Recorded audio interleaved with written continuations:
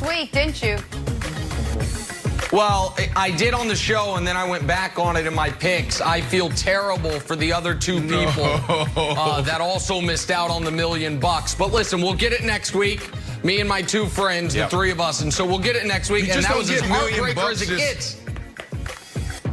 We would have split it. It would have been $333,000, $333 We'll just get it next week. What? No, I mean, $330,000 is what it is. After taxes, like $180. But it's okay. I'm on a group chat with them, Jenna. We're all going to be okay. We'll get it next week. Oh, them? They're on a group chat with you? I can't even get on a group chat with the rest of my... Oh, that's great. That's awesome. Anyway, make sure you get your picks in before kickoff on Sunday for your chance to win and be on a group chat text with Nick Wright. Apparently, that's how you have to do it. Yeah, it's true. We're gonna move on, play a little four things first this morning, and let's stick with the Seahawks Cardinals. Brandon, you love Kyler being all smiles.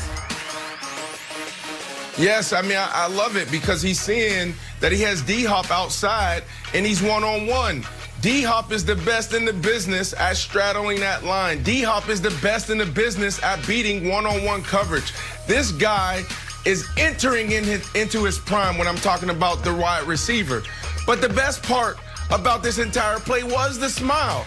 You got to think Kyler's like, man, I got my dog wide receiver out there. They're really going to match him up one-on-one during this time of the game? Are you serious? I've never seen this before. A quarterback drop back, sees what he likes, and starts smiling before he throws the ball. This was all awesome. Kyler is a beast. All right, Wiles, a little trick play double here. Trouble. Yeah, well, Dabo Swinney needs to take this play call, take it out to a little solo stove in the back and burn it and never see it again.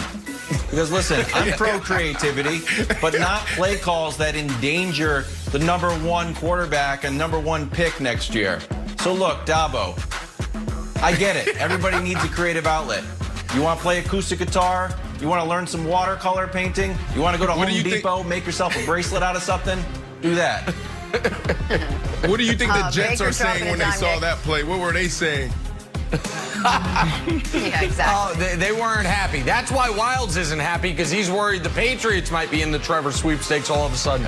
All right, this is Baker's game-winning touchdown pass. And I think Jenna's going to expect me to talk about the fact that right before this touchdown pass, she was trying to start a group chat taunting Baker Mayfield because she hates him so much. But I'm not going to mention that. Instead, I'm gonna a little heel turn here. I'm going to turn on my buddy Brandon Marshall. Hey, Brandon, remember last week when you were saying they should maybe go to Case Keenum?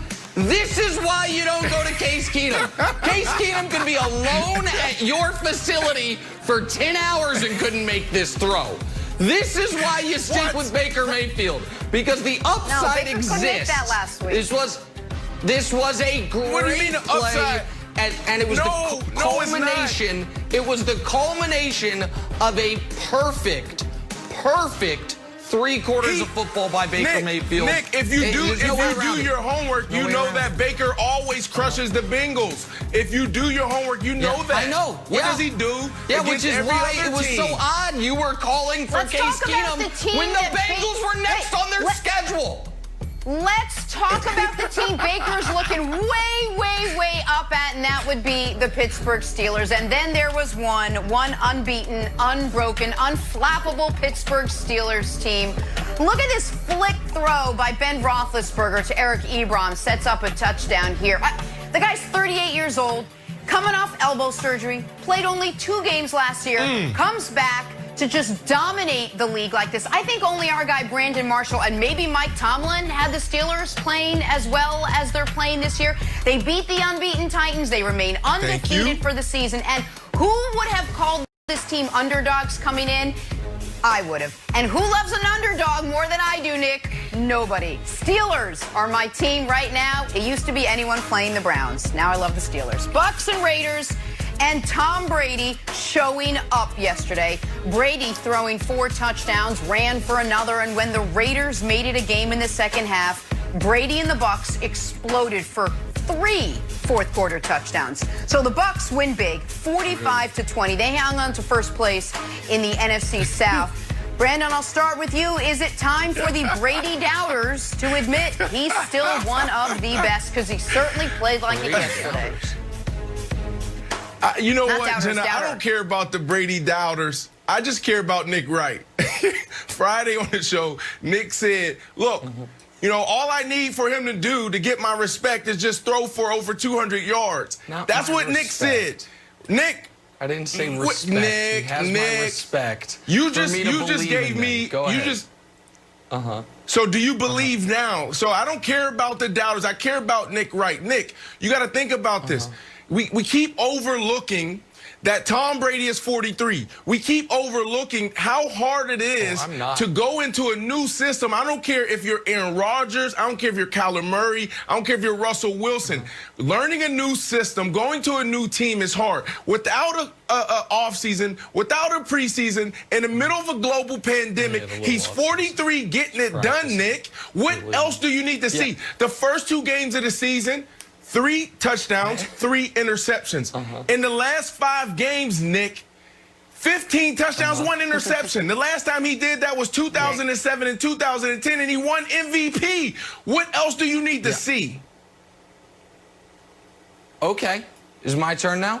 I feel like a lot of people are speaking for me. Jenna's implying. Brandon saying, what else do I need to see? I haven't even gone yet. Tom Brady was sensational yesterday.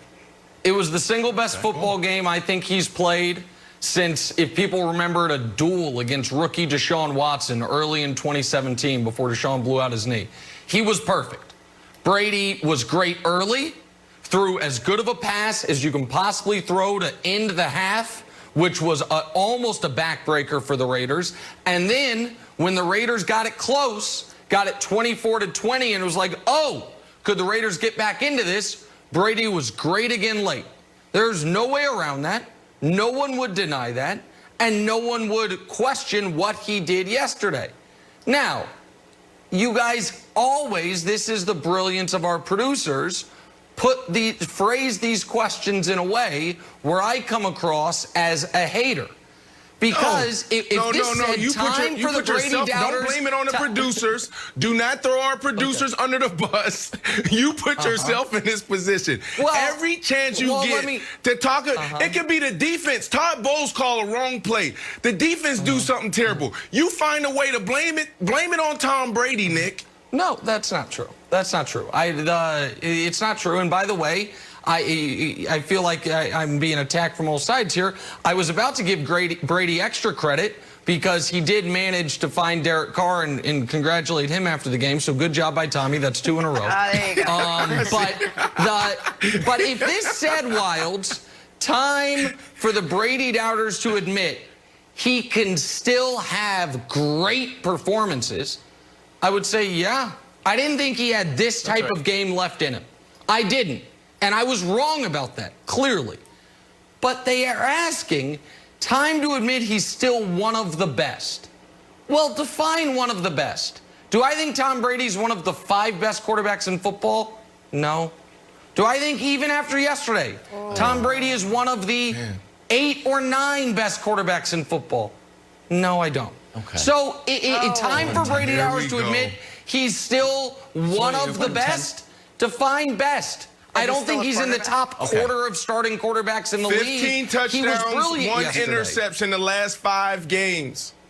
Yeah, that's he's been very good. What we're talking about. Very good yesterday.